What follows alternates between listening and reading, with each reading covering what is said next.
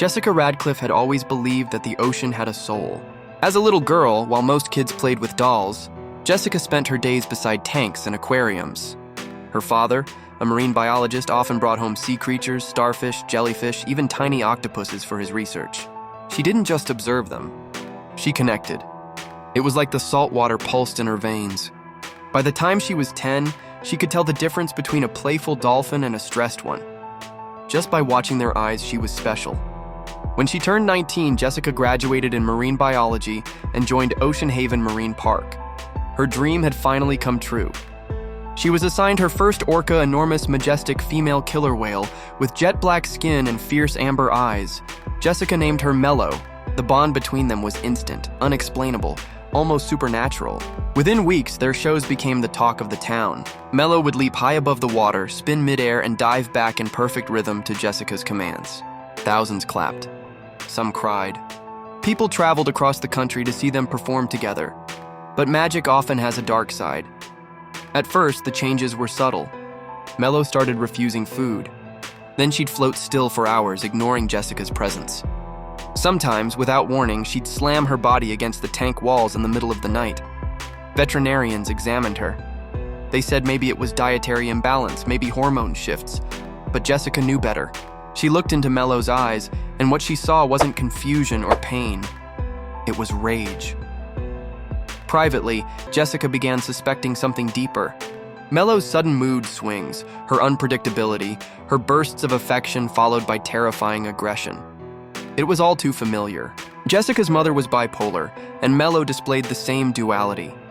But how do you treat mental illness in a 6-to-9 predator? Park management wasn't interested in theories. Melo was becoming a liability. They made a decision Melo would perform one final show, and then she'd be transferred to a quieter facility. A polite word for being sedated indefinitely. Jessica begged for one last chance. Let me be with her. Just me. No backup. She needs to trust someone. They agreed. The date was set. That night, the stadium was full, completely packed. Families, journalists, influencers, kids with glow sticks, even Jessica's parents sat proudly in the front row. As the lights dimmed and the music began, Melo rose from the water, elegant and calm. For the first time in weeks, she seemed at peace. The show was flawless. Every trick, every dive, every jump perfect. It was as if the past month had never happened. Jessica's confidence soared.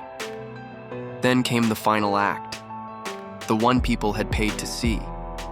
Jessica climbed onto Melo's back, waved to the audience, and the Orca began gliding across the water faster and faster. The crowd cheered until, without warning, Melo dove sharply and deeply, flinging Jessica off balance. Before she could react, Melo turned, opened her jaws, and clamped down on Jessica's torso. The stadium fell silent. For a few seconds, people thought it was a stunt. Then Jessica screamed, "Blood!" It filled the water like red ink in a blue jar. The crowd erupted into chaos. Screams, gasps, people running. Jessica's mother fainted. Her father leapt the railing, yelling her name. Backstage, the emergency crew rushed into the pool area, tossing ropes, fish, anything to distract Melo. But the whale didn't respond. She didn't even blink. She held Jessica in her jaws, motionless, as if contemplating. And then, slowly, deliberately, she dragged Jessica into the deepest corner of the pool, out of reach, out of time. When the divers finally retrieved her, Jessica was already gone.